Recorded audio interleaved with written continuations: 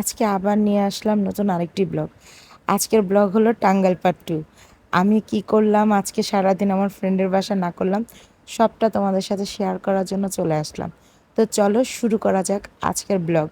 তো hello everyone, আসসালামু আলাইকুম। তোমরা সবাই কেমন আছো? আলহামদুলিল্লাহ আমি ভালো আছি তোমাদের দোয়ায়। আশা করি তোমরাও অনেক ভালো আছো। তো আজকে কি করলাম, এই যে এখানে দেখতেই পাইলা যে আন্টি গুড়া মাছ কাটতেছিল। আঙ্কেল আমার জন্য গুঁড়া মাছ নিয়ে আসছে, কারণ গুঁড়া মাছটা আমার অনেক পছন্দ, তাই নিয়ে আসলো। কাটাকাটি করতেছিল, আবার একটা কাঁঠালও আনলো, দেখলা তোমরা। আর এখানে আমার ফ্রেন্ড, আমি, তারপরে রোহান, ইতমাম সবাই রেডি হয়ে গেছি, কারণ আমরা টাঙ্গাইল যাব। টাঙ্গাইলে কিছু মানে কাজ ছিল ওর, সেই জন্য ও নিয়ে গেল আমাকে, আর সাথে একটু ঘোরানোর জন্য। যেহেতু আমি ওদের বাসায় আসলাম, টাঙ্গাইলে কোনো কিছু চিনি না, তাই আমাকে নিয়ে যাচ্ছে যে চল তুই একটু ঘুরে আস, ভাল লাগবে। তো এই জন্য যা কি আর করার, রেডি হয়ে গেলাম, হয়ে আমরা বের হয়ে গেলাম। তো এই যে এখানে রোহান বলতেছে যে আমরা কিভাবে যাব, ইতমামও বলতেছিল। পরে ওই যে গাড়ির জন্য দাঁড়ায় আছে, সিএনজি আসলে আমরা সিএনজিতে উঠে যাব।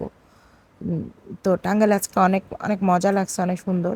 তোমাদেরকে আজকে দেখাবো যে টাঙ্গাইলে আমি কোথায় কোথায় ঘুরলাম, কি কি করলাম, কি না করলাম, সবটাই আজকে দেখতে পাবা তোমরা। আর তোমরা এই যে এখানে যে বাড়িগুলো দেখতেছেন, এটা হচ্ছে আমার বান্ধবীদের আরেকটা বাড়ি। ওদের তিনটা বাড়ি। তো এখানে একটা বাড়ি, আর এই যে দেখতেছেন এই মুরব্বিকে, উনি হয়েছে ওর সম্পর্কে ফুফু লাগে।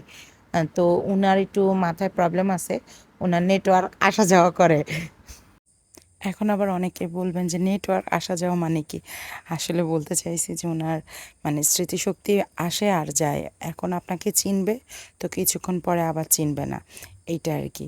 তো উনি অনেক ভালো মানুষ, ওনার সাথে আমি অনেক কথা বলতেছিলাম যে আন্টি আপনি কী রান্না করেন, কী করতেছেন? বলতেছে আমি রান্না করব, আমি খাবো। তারপরে বলতেছে তুমি কোথায় যাও?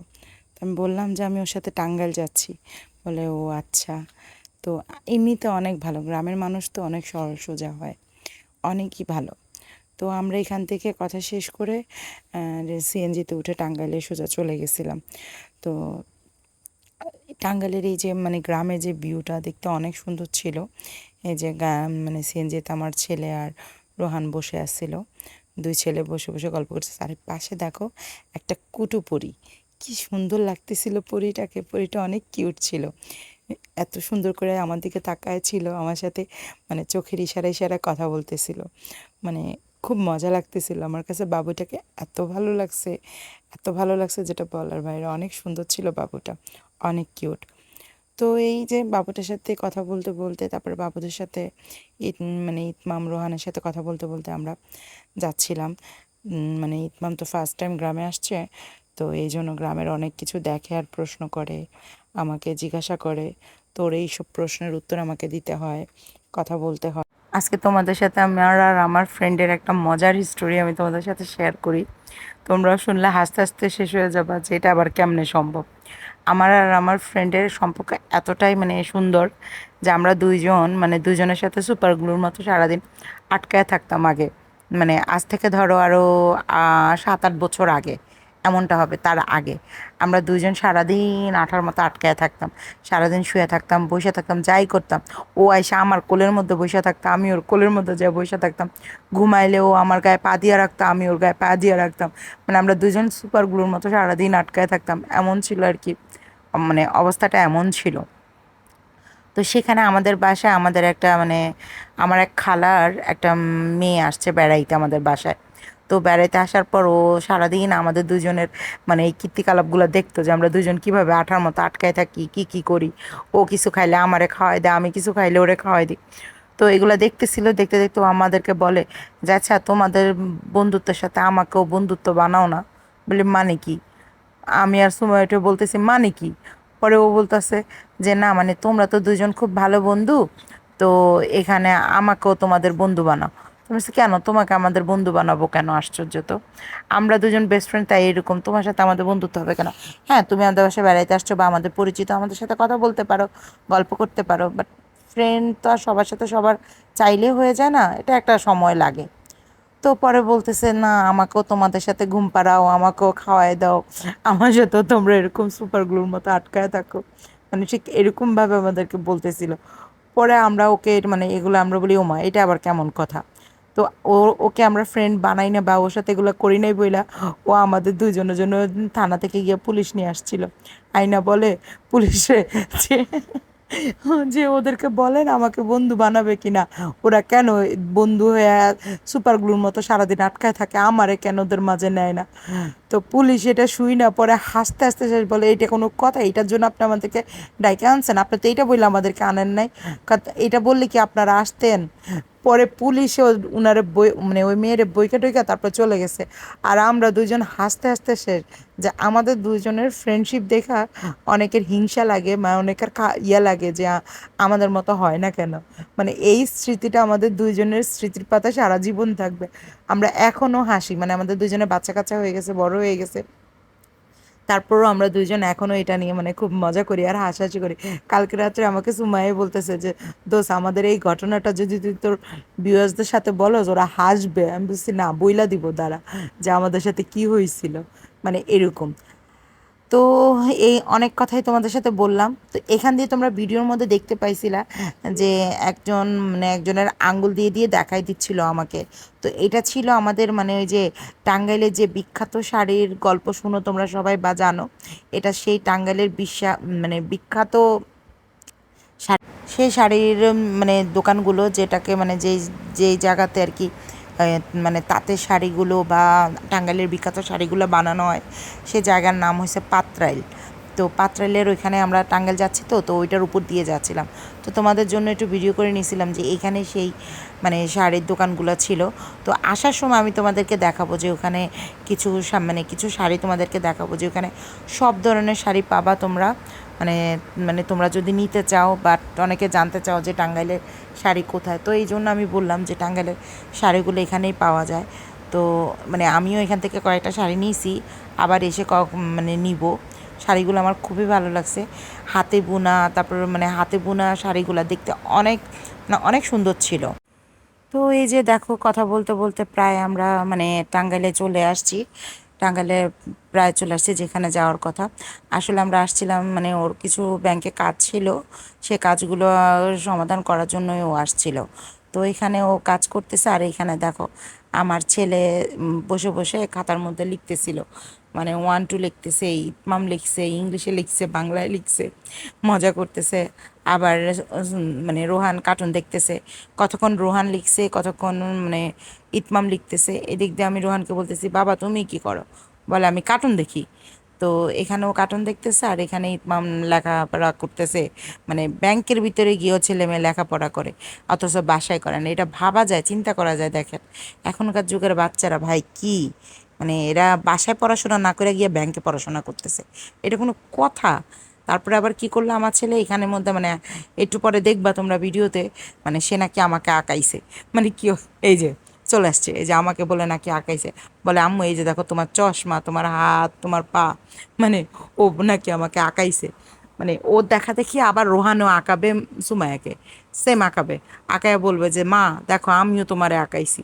মানে ওরা দুইজন দুই ভাই কি করে, দুইজনে খুবই আড়াআড়ি দিয়ে চলে, মানে ইতমাম যদি কিছু করে রোহান সেটা দেখে সেটা করবে, আবার রোহান যদি কিছু করে তাহলে ইতমাম সেটা দেখে আবার সেটা করবে।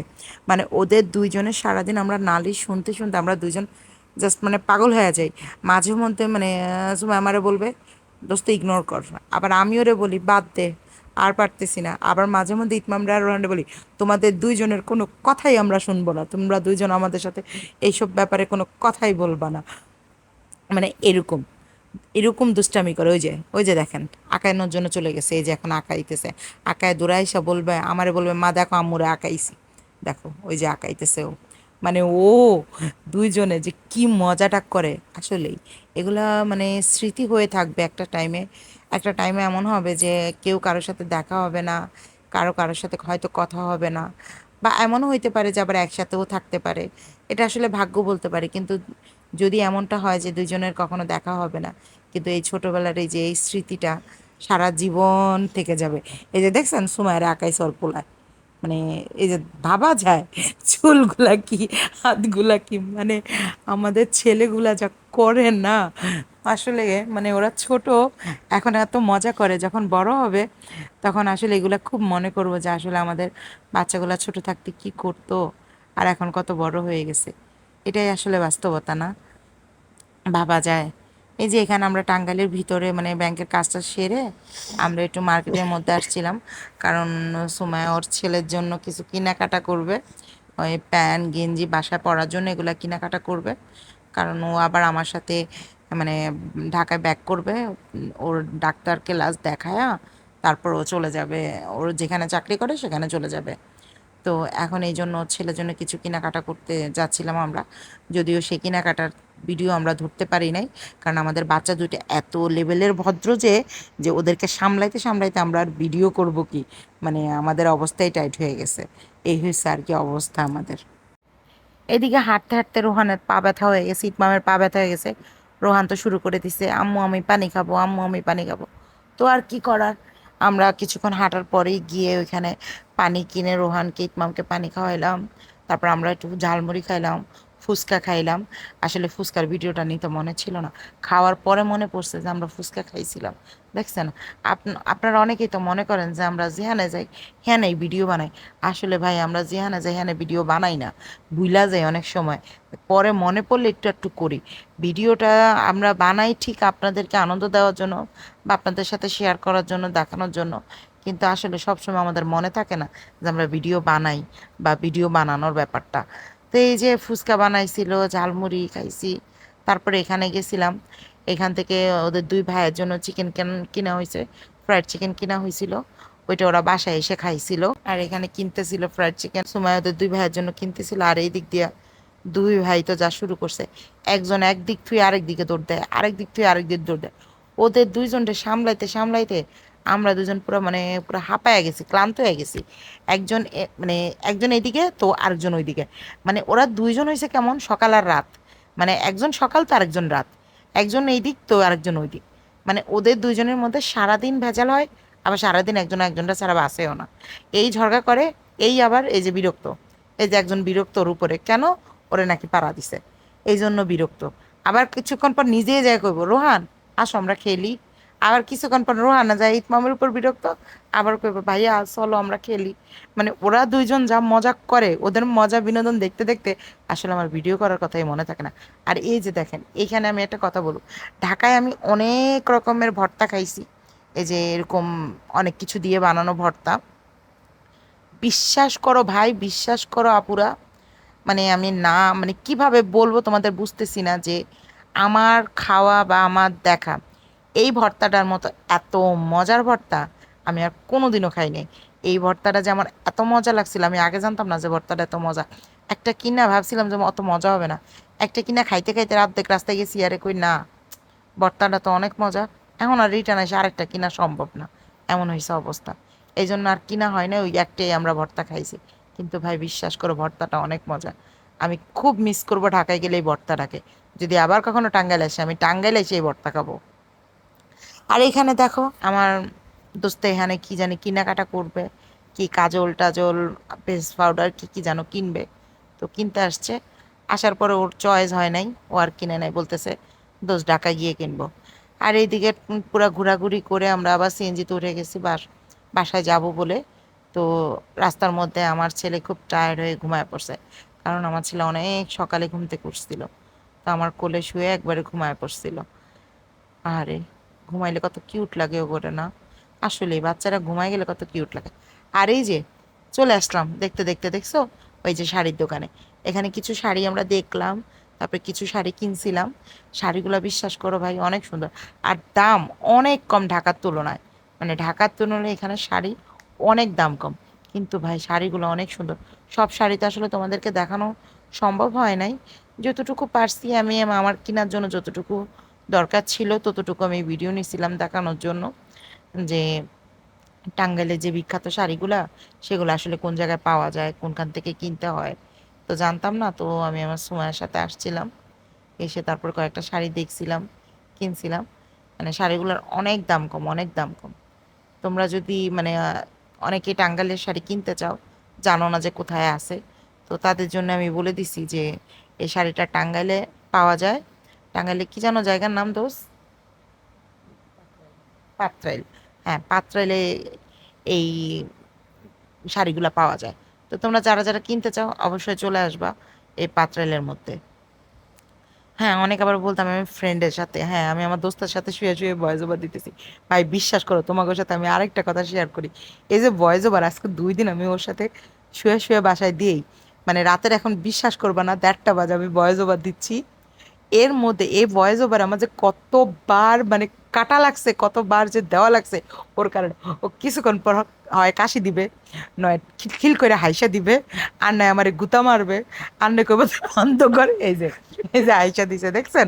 মানে আমি ভয়েস ওভার দিতে গেলে, মানে আজকে 2 দিন ভয়েস ওভার দিচ্ছি আর আমি সেম আমার এই হিস্টোরি চলতেছে, এই অবস্থাই চলতেছে, যে সেম এরকমই হইতেছে। মানে ওর সাথে আমার কাটানোর টাইমগুলো যে ভাই বিশ্বাস করো কোন দিক দিয়া যায়, কত মজার যায়, জাস্ট বলার বাইরে। ওর সাথে যে টাইমগুলো আমি কাটাই সত্যি অনেক মজার, অনেক সুন্দর। তোমরা দোয়া, তোমাদের কার কার এরকম ফ্রেন্ড আছে আমার মতো, প্লিজ কমেন্টে জানাবা। তো দেখতে দেখতে দেখো এখানে প্রায় আমার ভিডিও শেষ হয়ে আসতেছে। তো তোমাদের কাছ থেকে বিদায় নিতে হবে। আসলে তোমাদের সাথে যখন আমি গল্প করি, এই ভয়েস ওভার দিতে বসি, তখন যে কোন দিক দিয়ে টাইম চলে যায় বিশ্বাস করো আমি বলতেই পারি না। তোমাদের সাথে গল্প করতে আমার খুব ভাল লাগে, যে তোমাদেরকে গল্প শোনাই, আমার কথাগুলো বলি, এগুলো বলতে আমার খুব ভাল লাগে। অথচ যখন আমি প্রথম ভিডিও স্টার্ট করি তখন আমি কোনো ভয়েস ওভার দিতে পারতাম না। কোনো ভয়েস ওভার দিতে গেলে আমার খুব আনইজি ফিল হইতো, নার্ভাস ফিল হইতো, অনেক কষ্ট হইতো। মানে আমি দিতেই পারতেছি না ভয়েস ওভার, এমন ছিল। তোমাদের ভাইয়া আমাকে প্রথম প্রথম সব ভয়েস ওভার দিয়ে দিত। আস্তে আস্তে অনেক কষ্ট করে মানে আমি এই ভয়েস ওভার দিতে দিতে দিতে দিতে আজকে দেখো আমার টাইমই থাকে না তোমাদের সাথে ভয়েস ওভার দিতে দিতে। আর এখানে এই যে যে শাড়িটা দেখতে পাইছো লাস্টে দেখাইছিল, এই শাড়িটা সম্পূর্ণ হাতে বোনা। বিশ্বাস করো শাড়িটা সামনাসামনি দেখলে বুঝতা এত সুন্দর ছিল, মানে বলার বাইরে। অনেক সুন্দর ছিল শাড়িটা। তোমরা আসলে দেখতে পাবা যে হাতে বোনা শাড়িগুলো আসলে কতটা সুন্দর, কতটা ভালো। এই যে শাড়িটির দোকানের নাম ছিল তাঁত শিল্প। এখানে আর কি আমার ফ্রেন্ডের মানে পরিচিত ছিল এই দোকানটা। তাই এই দোকানে আমি গেছিলাম শাড়ি কেনার জন্য। তো কয়টা শাড়ি কিনছে, কিনে নিয়ে যাচ্ছি। ও সবসময় এখান থেকে কিনে। আর আসার সময় আমার ফ্রেন্ড ইলিশ মাছ কিনে নিয়ে আসছিল। এই যে দেখো ইলিশ মাছ নিয়ে আসছে, এখন আন্টি ইলিশ মাছ কাটতেছে। রাতে আমরা ইলিশ মাছ দিয়ে ভাত খাবো সেই জন্য। ও ইলিশ মাছটা দেখে বলতেছে দোস্ত কিনা নিয়ে যাই, বাসায় গিয়া ভাইজা খাবো নি। পরে ও ইলিশ মাছ কিনে নিয়ে আসছে, আর আন্টি এখানে ইলিশ মাছ কাটতেছে। সকালবেলা আমার জন্য গুড়া মাছ নিয়ে আসছিল, কাঁঠাল নিয়ে আসছিল। তো তোমাদের ভাইয়া তো ঢাকায় আছে এখনো, মানে অফিস শেষ করে শুক্রবার দিন সকালে আসবে তোমাদের ভাইয়া। তো তোমাদের ভাইয়াকে আমরা খুব মিস করতেছি দুইজনেই, খুবই মিস করতেছি, যেটা বলার বাইরে। তো সে আসলে আবার তার সাথে ভিডিও তোমরা পাবা, কি কি করে সেটাও দেখতে পাবা। তো দেখতে দেখতে ভিডিও আমার শেষ পর্যায়ে। তো তোমরা ভালো থাকবা, তোমাদের সাথে আবার নতুন করে কোনো ব্লগে গল্প করতে করতে আসবো। তো তোমরা ভালো থাকবা, সুখে থাকবা, আমার জন্য বেশি বেশি দোয়া করবা। আর যারা আমার হেটার্স, যারা আমাকে পছন্দ করো না, তারাও বেশি বেশি করে সার্চ দিয়ে দিয়ে আমাকে দেখা দেখা বাজে বাজে কমেন্ট করে যাবা। সেটাও আমার জন্য আশীর্বাদ, সেটাও আমার জন্য ভালোবাসা।